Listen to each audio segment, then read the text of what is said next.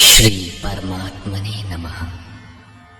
यथार्थ गीता श्रीमद् भगवद गीता उपशम।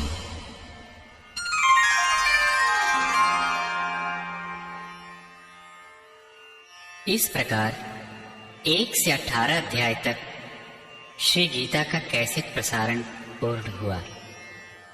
अब प्रस्तुत है यथार्थ गीता के प्रणेता अनंत श्री विभूषित परम आदरणीय पूज्य गुरुदेव स्वामी अड़गड़ानंद जी महाराज के श्री मुख से उन्हीं के शब्दों में गीता का सारांश।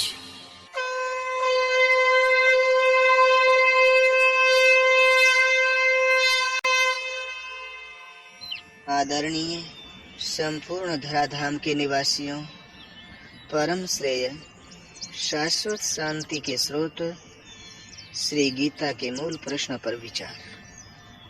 प्रायः टीकाओं में लोग नई बात खोजते हैं, किंतु वस्तुतः सत्य तो सत्य है। वह न नया होता है और न पुराना पड़ता है। सत्य अपरिवर्तनशील है, तो कोई दूसरा कहे भी क्या? यदि कहता है तो उसने पाया नहीं। प्रत्येक महापुरुष यदि चलकर उस लक्ष्य तक पहुंच गया तो एक ही बात कहेगा। वह समाज के बीच दरार नहीं डाल सकता। यदि डालता है तो सिद्ध है उसने पाया नहीं। श्री कृष्ण भी उसी सत्य को कहते हैं जो पूर्व मनुष्यों ने देखा था, पाया था, और भविष्य में होने वाले महापुरुष भी यदि पाते हैं तो यही कहेंगे। महापुरुष और उनकी कार्य प्रणाली। महापुरुष दुनिया में सत्य के नाम पर फैली और सत्य से प्रतीत होने वाली कुरीतियों का शमन करके कल्याण का पथ प्रशस्त कर देते हैं। ये पथ भी दुनिया में पहले से रहता है, किंतु उसी के समांतर उसी की तरह भासने वाले अनेक पथ प्रचलित हो जाते हैं। उनमें से सत्य को छांटना कठिन हो जाता है कि वस्तुतः सत्य है क्या। महापुरुष सत्य स्थित होने से उनमें सत्य की पहचान करते हैं, उसे निश्चित करते हैं और उस सत्य की ओर अभिमुख होने के लिए समाज को प्रेरित करते हैं। यही राम ने किया, महावीर ने किया, यही महात्मा बुद्ध ने किया, यही ईसा ने किया और यही प्रयास मोहम्मद ने किया। कबीर, गुरु नानक इत्यादि सब ने यही किया। महापुरुष जब दुनिया से उठ जाता है तो पीछे के लोग उसके बताए मार्ग पर न चलकर उसके जन्म स्थल, मृत्यु स्थल और उन स्थलों को पूजने लगते हैं जहां वे गए थे। क्रमशः वे उनकी मूर्ति बनाकर पूजने लगते हैं। यद्यपि आरंभ में वे उनकी स्मृति ही संजोते हैं, किंतु कालांतर में भ्रम में पड़ जाते हैं और वही भ्रम रूढ़ी का रूप ले लेता है। योगेश्वर श्री कृष्ण ने भी तत्सामयिक समाज में सत्य के नाम पर पनपे हुए रीति रिवाजों का खंडन करके समाज को प्रशस्त पथ पर खड़ा कर दिया। अध्याय 2:16 में उन्होंने कहा, अर्जुन, असत वस्तु का तो अस्तित्व नहीं है और सत का तीनों कालों में अभाव नहीं है। भगवान होने के कारण ये मैं अपनी ओर से नहीं कह रहा हूँ, बल्कि इनका अंतर तत्वदर्शियों ने देखा और वही मैं कहने जा रहा हूँ। 13वें अध्याय में उन्होंने क्षेत्रज्ञ का वर्णन उसी प्रकार किया जो ऋषि भीर बहुधा गीतम ऋषियों द्वारा प्राय गाया जा चुका था। 18वें अध्याय में त्याग और संन्यास का तत्व बताते हुए उन्होंने 4 मतों में से एक का चयन किया और उसे अपना समर्थन दिया। संन्यास।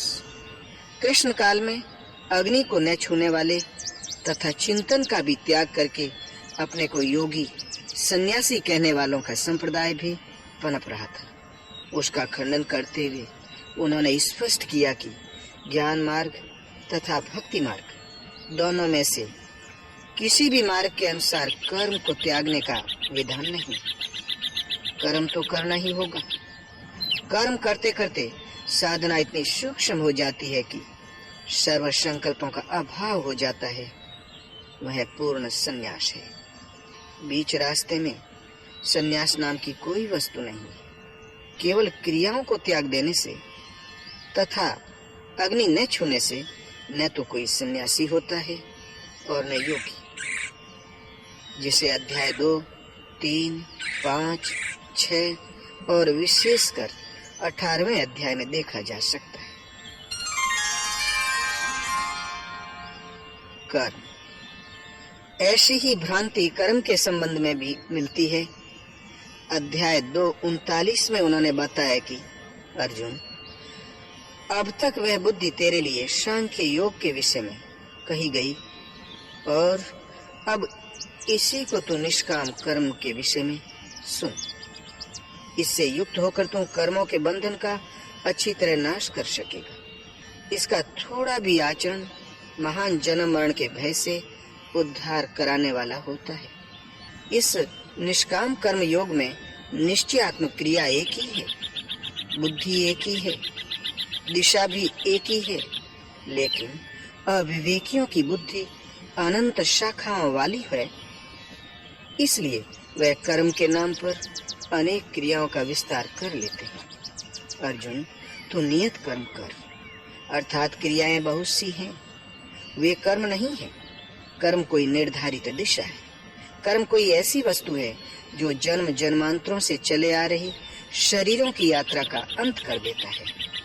यदि एक भी जन्म लेना पड़ा तो यात्रा पूरी कहाँ हुई?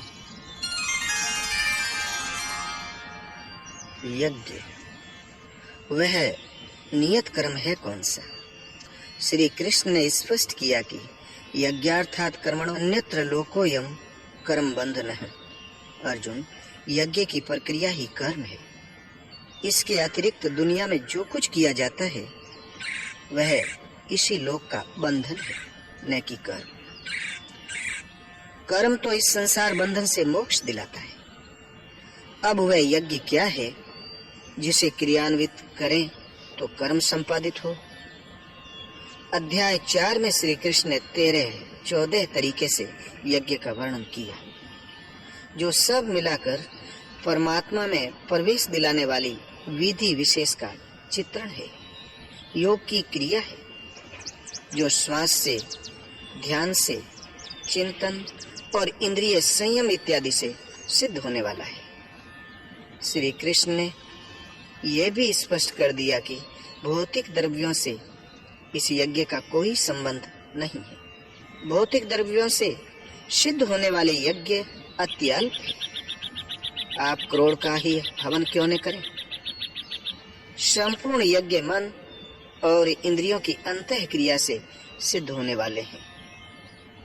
पूर्ण होने पर यज्ञ जिसकी सृष्टि करता है, उस अमृत तत्व की जानकारी का नाम ज्ञान है।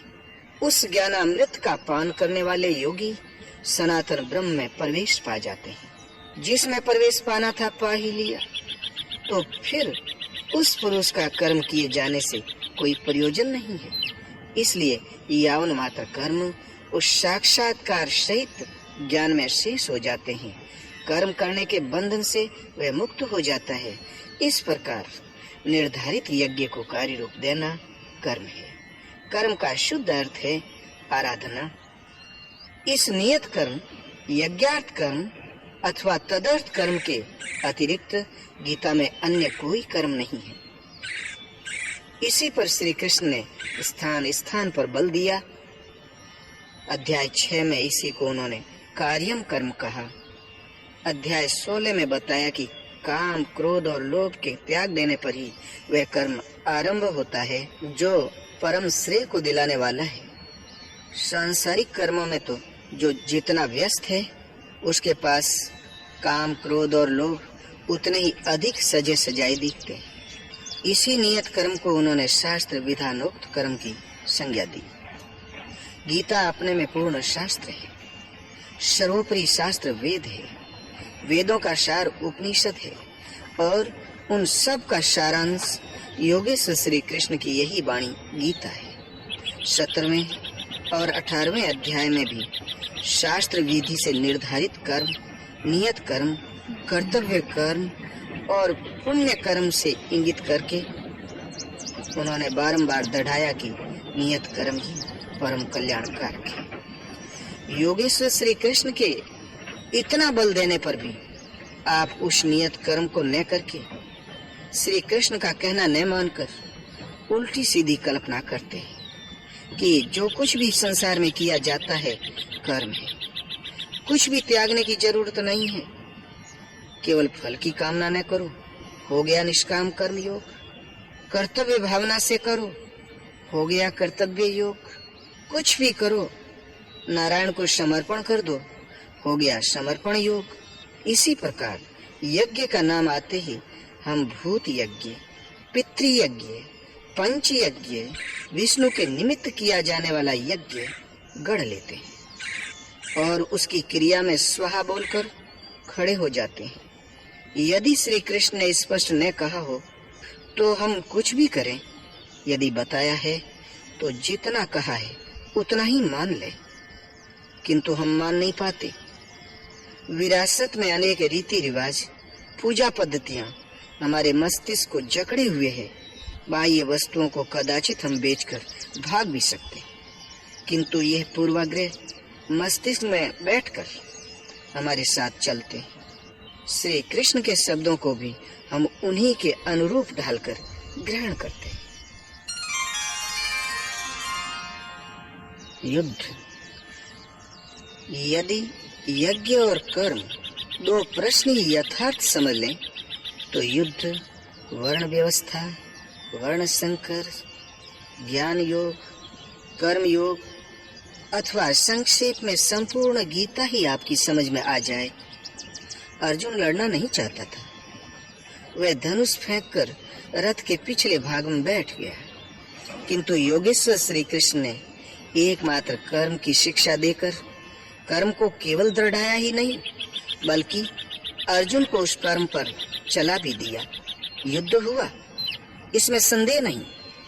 गीता के 15-20 श्लोक ऐसे हैं जिनमें बार बार कहा गया, अर्जुन तू युद्ध कर, किंतु एक भी श्लोक ऐसा नहीं है जो बाहरी मार काट का समर्थन करता हो। द्रष्टव्य है अध्याय 2, 3, 11, 15 और 18, क्योंकि जिस कर्म पर बल दिया गया वह था नियत कर्म, जो एकांत देश के सेवन से, चित्त को सब ओर से समेट कर ध्यान करने से होता है।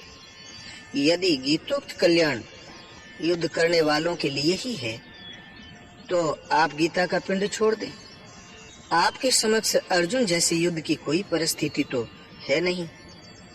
वस्तुतः तब भी वह परिस्थिति विद्यमान थी और आज भी ज्यों की त्यों है। जब चित्त को सब ओर से समेटकर आप हृदय देश में ध्यान करने लगेंगे तो काम, क्रोध, राग, द्वेष आदि विकार आपके चित्त को टिकने नहीं देंगे। उन विकारों से संघर्ष करना, उनका अंत करना ही युद्ध है। विश्व में युद्ध होते ही रहते हैं, किंतु उससे कल्याण नहीं अपितु विनाश होता है। उसे शांति कह लें अथवा परिस्थिति, अन्य कोई शांति इस दुनिया में नहीं मिलती। शांति तभी मिलती है जब ये आत्मा अपने शाश्वत को पाले। यही एकमात्र शांति है जिसके पीछे अशांति नहीं है, किंतु ये शांति साधन गम्य है। उसी के लिए नियत कर्म का विधान है। वर्ण, उस कर्म को ही 4 वर्णों में बांटा गया। चिंतन में लगते तो सभी हैं, किंतु कोई श्वास प्रश्वास की गति रोकने में सक्षम होगा तो कोई आरंभ में 2 घंटे चिंतन में बैठकर 10 मिनट भी अपने पक्ष में नहीं पाता। ऐसी स्थिति वाला अल्पज्ञ साधक शूद्र श्रेणी का है। वह अपनी स्वाभाविक क्षमता के अनुसार परिचर्या से ही कर्म आरंभ करे। कर्म से वैश्य, क्षत्रिय और विप्र श्रेणी की क्षमता उसके स्वभाव में ढलती जाएगी। वह उन्नत होता जाएगा, किंतु वह ब्राह्मण श्रेणी भी दोष युक्त है, क्योंकि अब भी वह ब्रह्म अलग है। ब्रह्म में प्रवेश पा जाने पर वह ब्राह्मण भी नहीं रह जाता। वर्ण का अर्थ है आकृति। ये शरीर आपकी आकृति नहीं है। आपकी आकृति वैसी है जैसी आपकी वृत्ति है। श्री कृष्ण कहते हैं, अर्जुन, पुरुष श्रद्धामय है, इसलिए कहीं न कहीं उसकी श्रद्धा अवश्य होगी। जैसी श्रद्धा वाला पुरुष है स्वयं भी वही है। जैसी वृत्ति वैसा पुरुष। वर्ण कर्म की क्षमता का आंतरिक मापदंड है, किंतु लोगों ने नियत कर्म को छोड़कर बाहर समाज में जन्म के आधार पर जातियों को वर्ण मानकर उनकी जीविका निश्चित कर दी। जो एक सामाजिक व्यवस्था मात्र थी, वे कर्म के यथार्थ रूप को तोड़ते मरोड़ते हैं, जिससे उनकी खोखली सामाजिक मर्यादा और जीविका को ठेस में लगे। कालांतर में वर्ण का निर्धारण केवल जन्म से होने लगा, ऐसा कुछ नहीं है। श्री कृष्ण ने कहा, 4 वर्णों की सृष्टि मैंने की। क्या भारत से बाहर सृष्टि नहीं है? अन्यत्र तो इन जातियों का अस्तित्व ही नहीं है।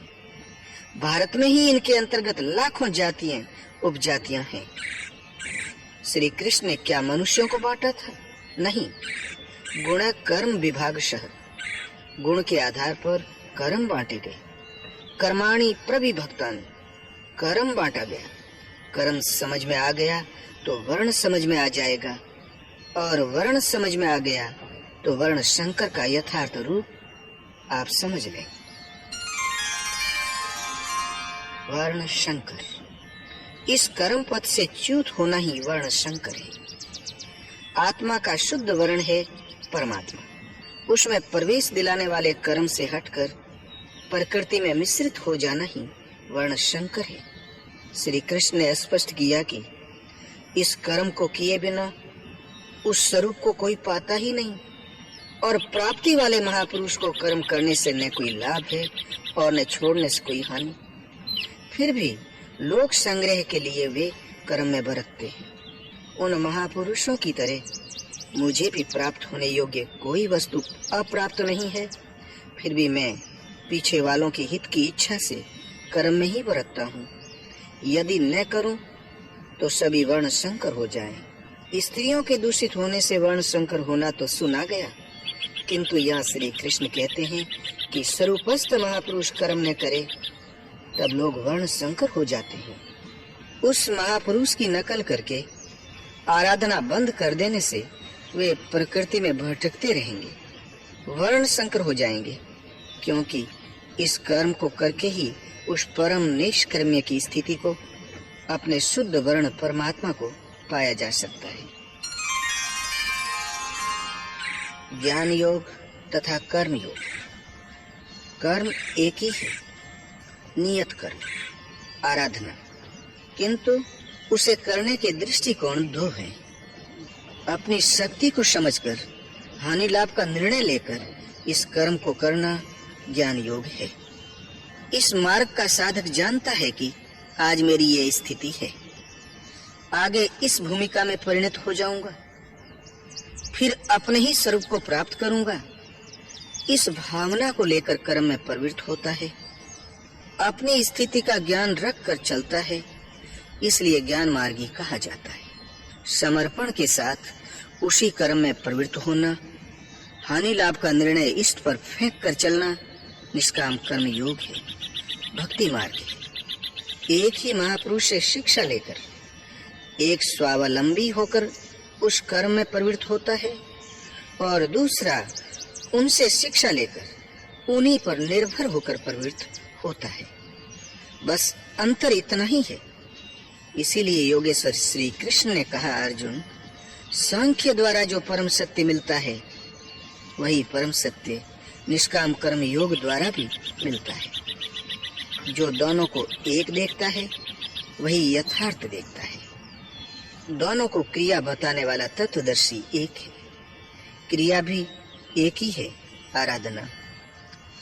कामनाओं का त्याग दोनों करते हैं और परिणाम भी एक ही है, केवल कर्म करने का दृष्टिकोण 2 है।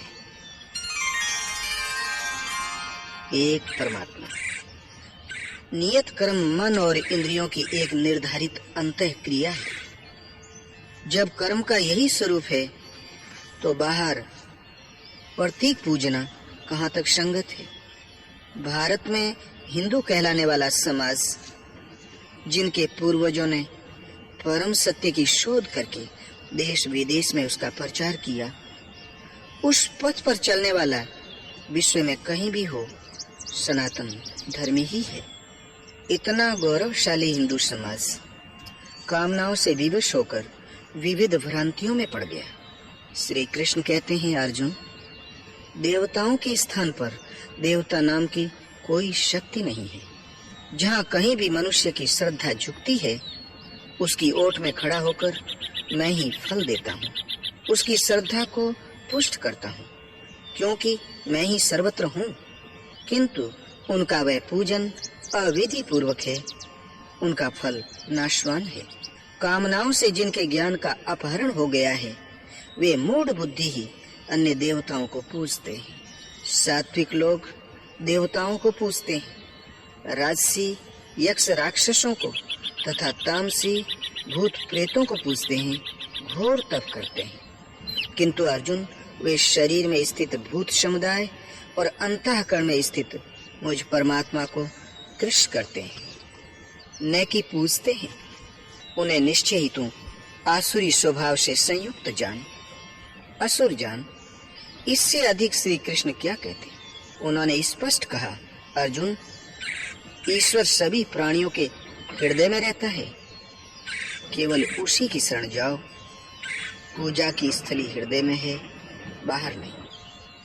फिर भी लोग पत्थर पानी देवी देवताओं का पीछा करते ही हैं। उन्हीं के साथ श्री कृष्ण की भी एक प्रतिमा बढ़ा लेते हैं। श्री कृष्ण की ही साधना पर बल देने वाले तथा जीवन भर मूर्ति पूजा का खंडन करने वाले बुद्ध की भी मूर्ति उनके अनुयायियों ने बना ली और लगे पूजा करने, दीप दिखाने। जबकि बुद्ध ने कहा था, आनंद, तथागत की शरीर पूजा में समय नष्ट न करना। मंदिर, मस्जिद, चर्च, तीर्थ, मूर्तियां तथा स्मारकों से पूर्ववर्ती महापुरुषों की स्मृतियां संजोई जाती है, जिससे उनकी उपलब्धियों का स्मरण होता रहे। महापुरुषों में स्त्रियां, पुरुष सभी होते आए।